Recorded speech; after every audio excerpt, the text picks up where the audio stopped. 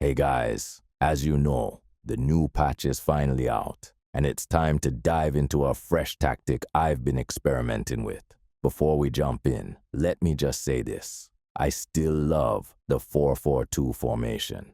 Personally, I prefer having two strikers up front because it suits my aggressive playstyle. But let's be real.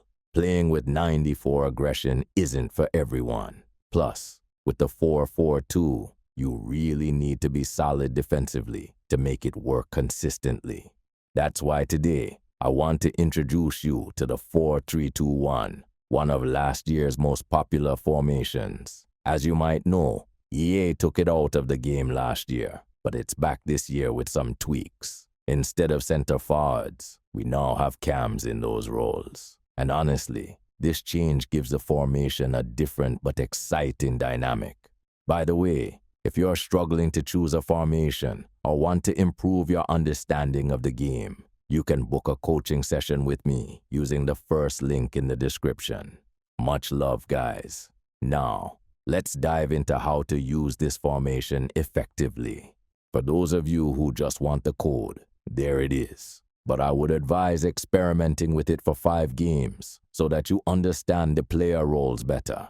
Let's start with attacking and building up in this formation. The first thing you'll notice is that your midfielders, cams and striker are very narrow. This can make it tricky to stretch your opponent's defense. As I always say, stretching your opponent is key, so you'll need to be smart with your passing.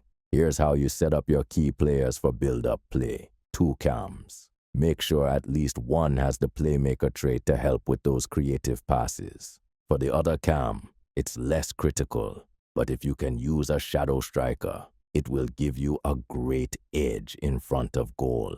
Striker. I really like using Shellin in a false 9 role. This is especially useful if you feel like your striker isn't getting involved enough in the build-up play. The false 9 brings your striker deeper to link up with your midfield, which keeps the play fluid. For your midfield setup, one deep-lying playmaker who can defend. I personally use Patry in this role.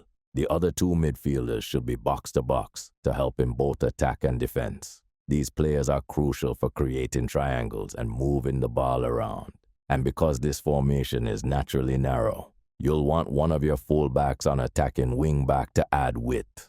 This will keep your build-up balanced and prevent your attacks from becoming too predictable. One major tip, avoid overusing the sprint button in the middle of the pitch. It's tempting, I know. It might even be reflexive for some of you. But trust me, slow it down. Use your passes to open up the field instead of trying to bulldoze your way through. This approach can feel a bit counterintuitive if you're like me and prefer a fast, aggressive style. But for players who thrive on control, this method is a game changer. One of the things that makes this formation shine is how you can utilize your midfielders in the attack. Don't be afraid to pass back to them to reset the play and form triangles. This is crucial for breaking down compact defenses. You'll find that this build-up style encourages you to really think about your passes. And once you master it, the results can be incredibly satisfying. Now, let's talk defending. What I absolutely love about the 4-3-2-1 is the amount of pressure you can apply to your opponents. Unlike the 4-4-2, where your players can sometimes feel a bit too spread out, the narrow nature of this formation lets you suffocate your opponent. It's like turning the pressure dial up to max. Closing down space and winning the ball back becomes much easier. This is one of the areas where the 4-3-2-1 truly excels. If you enjoy pressing and forcing mistakes, this is the formation for you. So there you have it, guys. The 4-3-2-1 formation. While it's not my go-to because of my aggressive tendencies, I know it's perfect for players who enjoy a more structured and deliberate style. Whether you're a possession player or just looking for a formation that balances attack and defense, this one's worth trying out. Let me know in the comments if you've tried the 4-3-2-1 and how it's working for you. And don't forget, if you want to level up your game, check out my coaching sessions in the link below. As always, much love, and I'll see you in the next one. Peace.